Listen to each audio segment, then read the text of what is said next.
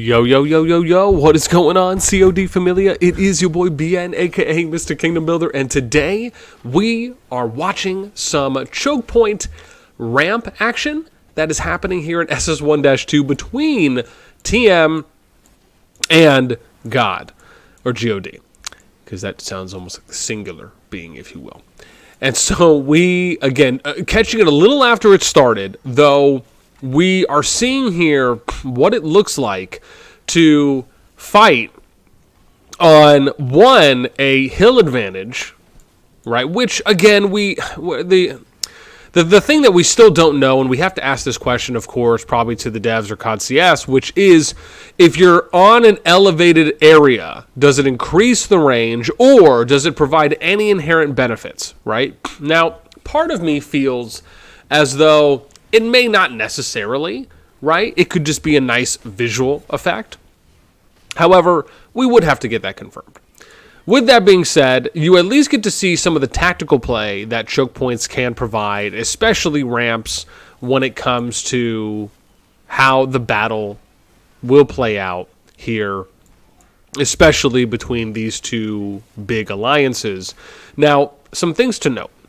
One of the things I'm not necessarily a fan of, and you hear me talk about this often, right, which is this bunching, right, this kind of crowding or overlapping, right, because typically what happens is that you can layer units on top of each other, right, so you can have a unit here, a unit here, a unit here, and it can just go on forever, right, and you're kind of more or less seeing that, where even if it may not be perfect, they're very close enough to each other where you're seeing, 10, 12 units here at the same time. God, in my opinion, actually now it's starting to look a little better. I mean, I would branch these guys out a little bit, but I do like the positioning here. Notice how God is spread out here. I also would like to see them a little bit over here as well. And even if it's just spreading out enough where they can utilize, right, the crescent moon, right, it's like the curvature. That's what we're looking for. So you're basically staying at max range for the units that you're focus firing. In this case, I actually think they're doing an okay job here, right? Would I like to see them a little bit more spread? Sure. But I do like that there is some semblance of attempt. And you can see how much damage they were doing just to a few of those units, right, for all the ones that are walking back. Why? Because they're taking multiple AoE damage in a confined area. Oh, dude, I like this here. Was that I wonder if that was oh, gosh, I'm forgetting the artifact now that they had used. But we've been seeing this quite a bit now where Cav will essentially, I don't really know why this guy is running up there. That doesn't seem like the highest level play right there. This is the thing. If they're bunching up here, you have to understand that you're either going to need to wait for them to push down and then play it out. That's kind of what's happening when you're kind of at this, end of one bridge, which is kind of what you're seeing. It's like end of a choke point or end of a ramp. You're each on one side of a bridge. You're either going to just kind of throw out ranged artifacts, have some of your mages focus on hitting the units one by one, right, if they're able to. However, the thing is, if they decide to spread out along the cliffs, you don't want to take damage from multiple units in that case. In this situation, really, what I would actually love to see, where you're kind of at this stalemate, I would really love to see the flying units take advantage here, right? Start busting out the Celestials. And if each player was running at least one, that's active, you could maybe have, 20, 30, 40, 50 of those legions, and then everyone has to, micro their stuff, because you could be coming around this side and just flanking, right, hitting this person, again, and same thing for the TM side. So this is the thing. If you're going to push, you have to make sure that you're pushing with numbers, right, where you have a numbers advantage if you're going to try and overtake. Otherwise, you can also play it out where you let them push out. You give them space, right? So you basically create like a kill box here. Yo, our girl Rizzo, what up? Right, you create a kill box, and then you let them push in. Then you counterattack, and then hopefully you're winning that numbers battle to where they've depleted some of their standing numbers at the top of the cliff, and then you push up the cliff. Or you start taking the Celestial approach where you're using flying for that terrain advantage, and then doing it that way. Right, and I think Cheetah actually has somewhat of an okay idea here, right? But see, now he's getting 2-on-1, 3-on-1. This isn't the best situation for him to be in. Actually, it would be better if there was a few mage units that were with him, 4, 5, 6, 7, so to speak, and then they're single target firing, or they're focus firing Junie, then you work on to Amat, then you work on to Solo, etc., etc. That's the type of next level coordination that I think we're looking for, and would be nice to see. Right? It doesn't mean that it's not going to come. I truly believe it will in due time. Though these are just opportunities. Like I think Cheetah just took an unnecessary amount of damage that player did not need to take in that situation. So right now, what are we seeing? I love that man with the Walder Alwyn. Yeah. And again, I'm hoping we might start seeing some more Alwyn primaries. So there we go. Azumagi's running. We got Nico Guanwin, I think that is, on the Archer. And this is an example of, right, if the Archer's coming down, let your mage engage first. Why? Because the mage has the farthest range. So let your mage spread out, start picking apart that. This is the thing. The numbers aren't bad here for God. I mean, they could attempt to, this is the thing, if you're going to attempt this to try and make somewhat of a coordinated push, then you basically kind of want almost, right, you'd send like your infantry, your cav, where they're just kind of running through and dispersing, right? Then you can go in, have your mage, you could like have your mage go up the ramp, and then just have your archers, like for primary DPS, start single focus firing, and then you just get your mage out to a corner like you banana peel. You go up, you banana peel, and do it that way. I don't think this is bad. It's just, the thing is, if you're going to go, you have to go, right?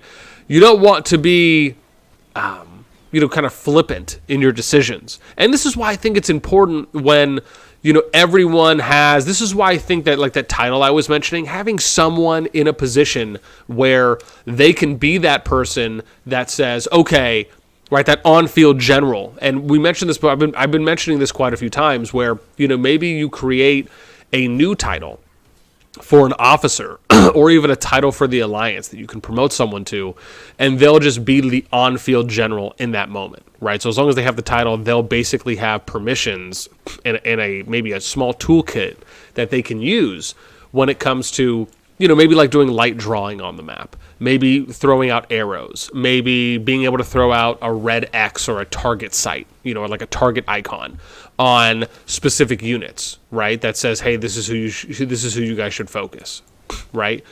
Maybe you can do things such as assigning groups. That would be really cool, where you maybe choose a number of people that are on the field and you can like click their names and like assign them to a quick group. And then if you want that group to move to a certain area, it'll only show up for those players, right? But it'll show up in like a small, like maybe their avatar will turn blue. It'll be like a border, like a blue border or something. And then it'll just show like that. And then it'll say, like give them a small circle or something, or a square, and it'll say move here, whatever it may be, right? Or maybe the word will be inside. I mean, those types of things I think are really interesting. And God is actually not doing bad here right now. This is nice, man. They are pushing, and this is actually pretty cool to be seeing this in real time, but they got to push out. Don't just sit there, because you're taking all that unnecessary AoE. Push out to the corners a little bit, spread out, so you're not taking a lot of that conjuncted or condensed firing, right? Because you're basically hiving on top of each other, right? Keep pushing people up and then push out. This could be, oh man, I mean, we're going to see. I mean, it looked good initially, but especially when you're seeing like the time bombs, the shadow. I mean, this is like a perfect shadow games right here, right? This is one of those things where you don't want that to happen. You should keep pushing out. You have space. This is something where we talk about battle tactics that, and just having the average player understanding that, for all intents and purposes, COD, and I'll say this, and I don't necessarily mean this in a bad way, but COD is not Rock, right? Where you have a lot of players that are probably coming from Rock and other kingdom builders where the fighting is very linear, right? You're basically just like face checking people with your marches, right? You're shoulder to shoulder. There's not really any level, to a degree, right? Or I would argue a higher level of kind of on-field tactics and strategic intellect that you're going to apply, right? For the most part, it's sure you have different troop types, but you're basically having to clash with them head on. And so this is just something that, because of the way that CoD is built, it resembles more of a true RTS game. And because of that, it requires a different level of understanding on how you're going to position your units, on how you're going to be constantly looking to spread out, on how you're going to be focus firing, taking advantage, having units that are going to flank. I mean, it really is an all-inclusive, competitive, true RTS MMO is really what I would categorize it as. And it's one of the things that I just think is so amazing about CoD. I mean, just being able to see God do this push-up, man, they are, I mean, again, this is really cool to see, right? For this instance, for this skirmish that played out, they did a great job of pushing this through. Now they're going to end up getting, hopefully, this flag built. And if they can push up, what would even be cooler is if they're able to then start pushing TM over here back to the bridge. Because their troops, I think they're still building, right? So, honestly, what I'd love to see, I would love to see them push to the bridge, to this bridge choke point that they're trying to get to. That would be really cool to see, right? So, again, we'll see what the plan here is for God if they do end up making that type of push. I got 3 areas to do content. Oh, man. Yeah. Push up the choke point ramp I got, and was pretty cool to see. I'm gonna be honest, man. That was actually pretty dope. I mean, that's the thing, man. You gotta give flowers and creds where it's due. Now, this is something to consider. It is now going to factor in for how many people do you have online. Right? If God has enough online and they're having someone that's scouting this out, right, for the troop replenishment that's happening from TM, do you think you're going to have enough people in your group push to then go out, right? Because the open field is really, and it's and I'll probably make another video on this, but I had watched. I shout out to my buddy Chisgul. I've had a couple really good conversations with him over the years or the brief time that I've known him, and watching his video yesterday where he was kind of comparing CoD, and I realized it was a little outdated as far as, because he mentioned that as well to provide context, is one of the things he had mentioned in the video was talking about how he really enjoyed the rallying aspect of Rock and and just Kingdom Builders in general. That's something he really likes. And to me, I view it the other way, right? I think rallying is important. However, I think when it comes, this is the challenge with rallying. There's no real-time movement and control that you have as a player when you're rallying where you feel as though you are truly contributing. Like, you feel that you got a kill, you did an attack, you had a big level of contribution and offering you a level of engagement because of the fact that you have one person setting the rally, everyone's joining it, and then you're just watching it go, right? So there's no on-field control that you get to have with your units when it comes to micromanaging. And to me, that is by far the most enjoyable part. Why? Because it allows every single player in a kingdom who wants to participate to feel like they are in control. Like, you are able to move your unit around. You feel as though there's this tangible connection to you on the field and to you contributing to the fights. So to me, that is always going to be the most important, and I always think the most impactful when it comes to what the average player is going to enjoy right out of the game. And that's just a difference of opinion. Now, when it comes to what we're seeing now, this is the thing to be wary of, right? Because TM could do something where they start forming a staging area. Maybe it'll be here on the other side of the pass. And God does not want to overextend too much here, right? Understanding and paying attention to how many people do you have with you, who are you pushing, not overextending. Like in this case, Jonski, I probably wouldn't have gone out and maybe attacked Sully in this case. I probably would have assisted Single Mom, great name, and Mandalorian, Joker, Storm with focus firing that one person. Or even over here, right, with the Cab. Go in here and flank, right? Get surround bonuses. Those are things you can do by hitting from the back, and it may even have them hit, or might even have the person that they're attacking maybe even change their target. So those are just things to consider, is that when you're pushing, you have to make sure you have numbers, right? So you have, this is the thing, you have great activity. This thing, God has great activity right now. Though, what I would say is probably not overextending too much. Now, if they wanted to, right, if you go forward here and you look where they're at, clearly God has more active players within this confined space from the end of this bridge up to their ramp. So they could decide to push, but if you're going to do that, you have to do it with numbers. You don't want to trickle it in and just have 5 or 3 or 2 units kind of going here and there, because then TM will easily be able to counter that by then bringing their numbers, which have more than you, and now you're losing your advantage and you're losing troops and you're sending units to the hospital for no reason. So like in this situation, this is probably where I would hit my limit, and I would say, all right, guys, let's start backing up. Let's start retreating and withdrawing. Let's not overextend. Maybe choose a regrouping point around here and then see how many you can get. If you get enough, great. Then go ahead and reengage. If you don't, then you withdraw and you fall back to the next grouping point or next staging area. And so that's something that you have to have someone in a position where they're applying some level of real-time captainship, right, or on-field generalness, right, where they are able to kind of command the troops. And this is why I think it's important to have as many people on a voice call as you can when the fighting is really going, but also being able to maybe even have a dedicated group chat, and the group chat is there. Like, for example, I can go like this. You can go left and right, or hang on, where am I going here? Let me see. How do I do this again? Oh, it's not even doing anything. Well, I think it did before. Oh, maybe it's because I have to be in an alliance. That's why, because I don't have another dedicated group chat. Like Tamaris is world chat, right? So if I join an alliance, you can like press and move this, like press, hold, and drag it to the left or right, and it'll switch the different group chats.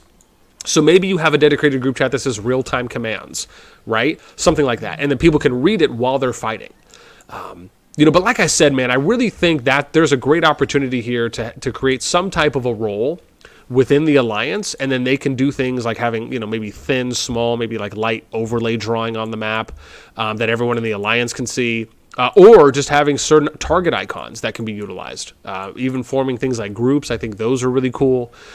So yeah, I'll have to think about it more and maybe even possibly submit a suggestion here. But now you can see kind of TM doing a little bit of a counter push, right? So you see some of these units that are dying and arguably what I would consider, no, Rizzo!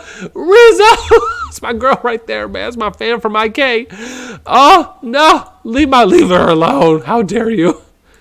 How dare you? Run, little pan, run.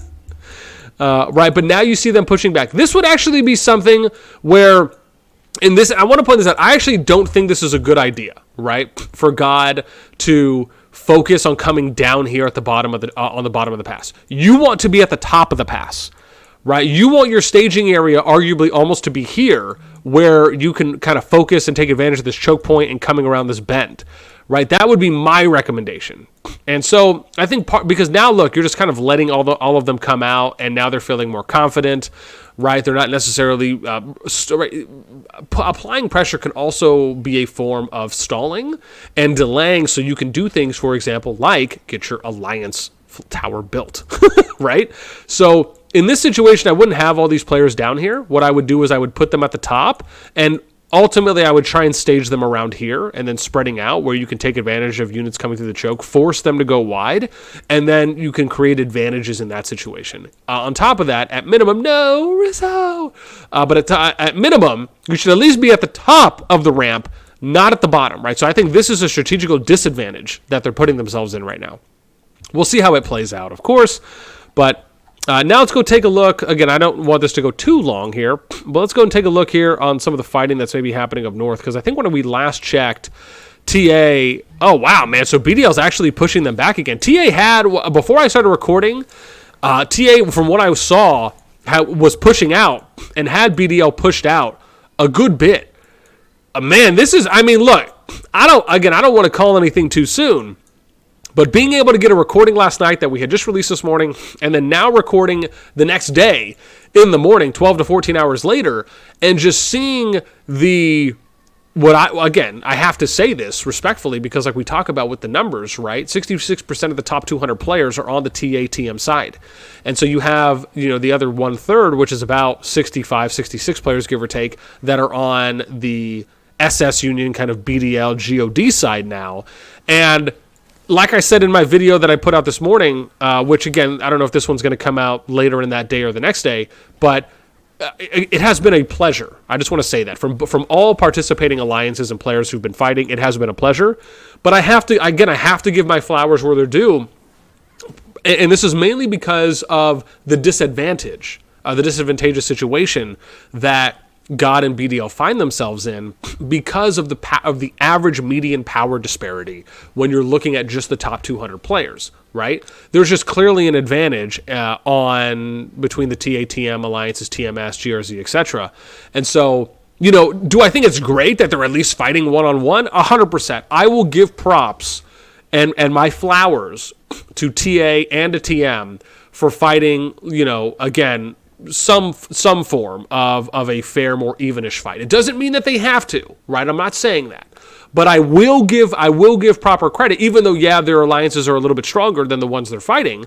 I give props because they are fighting it heads up. And that, to me, I'm always going to value that more when I'm covering PvP because of the fact that there is so much more strategic, in-depth, and tactical application that alliances and players can apply in Call of Dragons versus other kingdom builders. And because of that, the what we really should be looking at when we quantify, when we qualify, it's not even its own word, right? When we look at the quality of PvP and fighting, should be which alliances and players are out-strategizing the other one. Which ones have better tactics? Which ones have better coordination and organization than the others, right? This alliance won and had a high percentage chance of winning because they were double the power of the alliance they were fighting, right? I just don't want that to be the thing, and I don't think that's what we should be promoting and or making it seem like that is not something that again, plays a huge part in whether an alliance, in the odds and percentages for winning that an alliance would have if they're just such a bigger superpower or power than the ones they're facing. I want to see quality PvP. I want to see you straight up outplay because your alliance is more well coordinated and more diligent, right, than the others, than the ones you're facing. That's what I want to see. Because, to me, that is the epitome of what I truly believe the standard is, and where we can get to farther than even where we're at right now when it comes to COD, and hopefully how people will enjoy watching it. Oh man, that's a mouthful. All right, I'm at 22, almost 23 minutes here. And again, man, the PvP's been great. That's all I can say. I'm going to end it here. I try to go for 20 to 30 minutes to show you guys as much as I can. Big shout out to God and TM, man. That fight was awesome down there. BDL and TAs have been doing it saucy pants all day long. So, man, it's been awesome. And again, I love giving you guys, views and different ways of approaching with the commentary. And, we'll talk about sometimes, what type of comps they're running with hero. Pairings with certain tactics we're seeing on the field. Those are the things I really like to talk about, and not just, hey, here's the, rally coming in, so to speak, on the pass. I love that, and I'll say this again, right, just to kind of get to my ending point. I just love that this game focuses a lot more on the open field PvP for me. Because as I said, I just find it to be the most enjoyable. So with that in mind, I will leave this with you.